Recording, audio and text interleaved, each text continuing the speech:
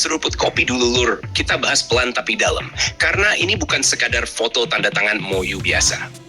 Ini soal bagaimana Indonesia membeli 2 fregat kelas Istif, tapi jalurnya muter lewat Turki dan Qatar. Banyak yang langsung mikir, ini beli kapal atau skema keuangan terselubung. Nah, di sini letak menariknya. Yang pertama harus diluruskan. Kontrak utama pengadaan 2 fregat kelas Istif untuk Indonesia itu sudah deken antara Kementerian Pertahanan RI dengan Thais Shipyards dari Turki. Nilainya besar, mendekati 1 miliar dolar Amerika. Dan ini sudah terjadi sebelumnya di ajang pameran pertahanan di Istanbul. Jadi secara prinsip Indonesia beli kapal dari Turki. Titik. Lalu kenapa muncul Qatar dan Barzan Holding? Disinilah permainan industri pertahanan modern bekerja. Barzan Holding itu bukan galangan kapal, tapi holding pertahanan milik negara Qatar yang fungsinya mirip agregator proyek, integrator pembiayaan, dan manajer risiko. Dalam banyak proyek besar, terutama yang nilainya tinggi dan teknologinya kompleks, produsen tidak mau menanggung risiko sendirian. Disitulah partner finansial dan industri masuk. Dalam kesepakatan terbaru di Doha, Thais dan Barzan menandatangani nota kerjasama untuk pembangunan 2 fregat tersebut. Artinya, Qatar masuk sebagai mitra program, bukan pembeli kapal. Indonesia tetap pengguna akhir. Kapalnya tetap untuk TNI AL. Yang berubah hanyalah struktur bisnis dan jalur pengiriman. Sekarang kita bedah kenapa skema seperti ini dipilih. Pertama, soal pembiayaan. Dengan masuknya Barzan Holding, sangat besar kemungkinan ada skema pembiayaan jangka menengah atau jangka panjang yang lebih lunak. Bisa berupa pembayaran bertahap, bisa juga lewat lembaga keuangan yang terafiliasi dengan Qatar. Ini bukan hal baru. Banyak negara membeli alutsista mahal dengan skema seperti ini supaya anggaran tahunan tidak jebol. Kedua, soal mitigasi risiko. Program fregat itu kompleks. Banyak sistem, banyak vendor, dan potensi keterlambatan selalu ada. Dengan Qatar masuk, risiko tidak hanya ditanggung Thais. Ada pembagian beban industri dan logistik. Buat Indonesia, ini mengurangi potensi masalah kalau terjadi kendala produksi. Ketiga, faktor geopolitik. Turki dan Qatar itu sekutu dekat. Mereka sering berbagi proyek pertahanan lintas negara. Indonesia masuk ke ekosistem ini bukan sebagai pihak lemah, tapi sebagai pembeli strategis. Dengan 3 negara terlibat, posisi tawar Indonesia justru bisa lebih aman karena tidak tergantung satu pintu saja. Sekarang kita masuk ke kapalnya sendiri. Fregat kelas Istif ini berbasis desain Milgem generasi lanjut. Bobotnya di kisaran 3.000 ton lebih dengan kemampuan peperangan permukaan, bawah laut, dan udara yang seimbang. Kapal ini dirancang bukan cuma buat patroli, tapi buat bertempur di lingkungan laut dengan ancaman modern.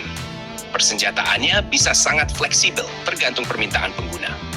Umumnya, kelas Istif membawa meriam utama kaliber 127 mm di haluan, sistem vertical launch system untuk rudal pertahanan udara, rudal anti kapal jarak menengah, serta torpedo anti kapal selam. Di buritan ada hanggar helikopter ukuran medium, sangat cocok untuk helikopter anti kapal selam yang jadi tulang punggung peperangan laut modern. Sensor dan elektroniknya juga bukan kaleng-kaleng. Radar 3 dimensi, sistem manajemen tempur terintegrasi, sonar lambung dan sonar tarik, plus data link modern. Disinilah biasanya Indonesia akan menyesuaikan. Bisa saja sebagian sistem berasal dari Turki, sebagian dari negara lain. Bahkan tidak tertutup kemungkinan ada integrasi sistem yang sudah familiar dengan TNI AL. Yang menarik, dengan Qatar sebagai perantara, terbuka peluang penggunaan vendor sistem yang lebih beragam. Qatar dikenal fleksibel dalam integrasi sistem barat maupun non-barat. Ini penting, karena Indonesia selama ini punya alutsista campur aduk. Integrasi itu kunci. Lalu bagaimana soal pembangunan kapalnya?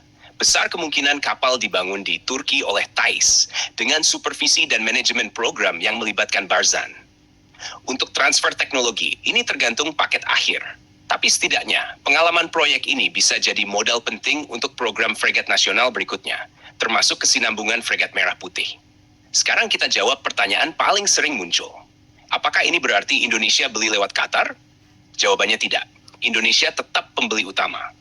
Qatar bukan broker jual beli kapal, tapi mitra industri dan finansial. Kapal tetap dikirim ke Indonesia dan dioperasikan oleh TNI AL. Apakah ini berarti Indonesia berutang ke Qatar? Belum tentu utang langsung. Bisa saja pembiayaan berbentuk skema kreatif lain. Tanpa dokumen kontrak detail, yang bisa kita simpulkan hanyalah ada optimalisasi struktur pembiayaan supaya proyek ini jalan lebih aman. Apakah ini menguntungkan Indonesia? Kalau dilihat dari sudut pandang stabilitas program, jawabannya iya. Proyek kapal perang mahal yang melibatkan lebih dari satu negara biasanya lebih tahan guncangan, baik secara finansial maupun politik. Jadi kalau ada yang bilang ini cuma akal-akalan, itu terlalu menyederhanakan. Dunia pengadaan alutsista sekarang memang tidak lagi lurus antara pembeli dan pabrik. Ada holding, ada integrator, ada partner strategis, dan Indonesia sedang bermain di level itu. Yang jelas, 2 fregat kelas Istif ini akan jadi tambahan serius untuk kekuatan permukaan TNI AL. Bukan kapal patroli, bukan kapal simbolis, tapi platform tempur yang relevan untuk konflik laut modern. Kalau menurut kalian, skema 3 negara seperti ini justru bikin Indonesia lebih aman atau malah bikin ribet? Tulis pendapat kalian. Dan seperti biasa, jangan lupa subscribe, like, dan komen di bawah sambil ngopi.